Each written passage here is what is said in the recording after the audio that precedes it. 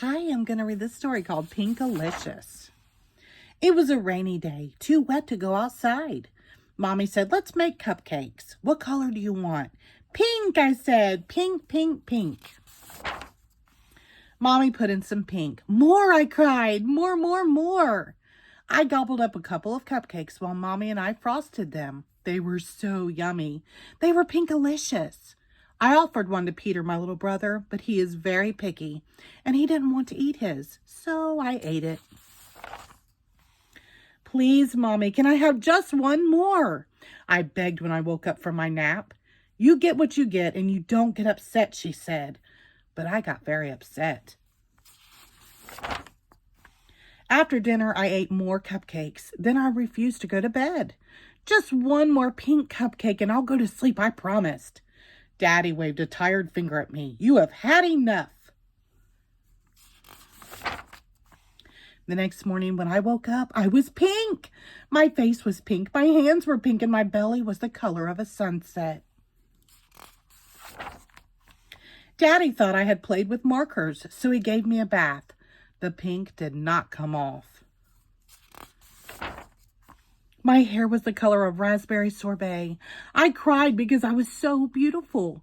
I even had pink tears. I put on my pink fairy princess dress and twirled in front of the mirror while Mommy speed dialed the pediatrician. I'm Pinkerbell. Look at me. I'm Pinkerbell, I sang. Mommy grabbed her purse. Just one more cupcake, please. Just one more, I yelled on the way out the door. Mommy took me right to the doctor's office. Dr. Wink looked at me and said, you have a very rare and acute case of pinkatitis. I guess that's not the worst thing that could happen. Just call me Pinkarella. Then Dr. Wink said, for the next week, no more pink cupcakes, pink bubblegum, or pink cotton candy. Boo! To return to normal, you must eat a steady diet of green food. Yuck! On the way home, we stopped at the playground. My friend Allison was there, but she didn't see me because I blended in with the pink peonies. When I waved to Allison, a bumblebee landed on my nose. Buzz off, I'm not a flower, I scolded the bee. Soon I was surrounded by bees, butterflies, and birds. Mommy, I cried, please take me home. When we left the playground, I asked Mommy if I could eat another pink cupcake when I got home. Don't you remember what the doctor told you, she said? No more cupcakes. Peter tugged at my pink tails. I wish I were pink like you, he said. He was green with envy.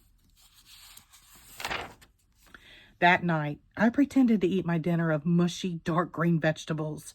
After everyone went to sleep, I sneaked into the kitchen, climbed into a chair, and reached on my tippy toes to the top of the refrigerator where Mommy had hidden the cupcakes. I took just one more pink cupcake and ate it. Then I licked the pink cupcake wrapper clean. When I woke up in the morning, I felt different. I ran to the mirror and peered at my reflection. I was deeper pink than I had ever seen. In fact, I was no longer pink. I was red. Oh, no, not red, I screamed. I didn't want to be red. I should not have eaten that pink cupcake last night. I wanted to be myself again. I knew what I had to do.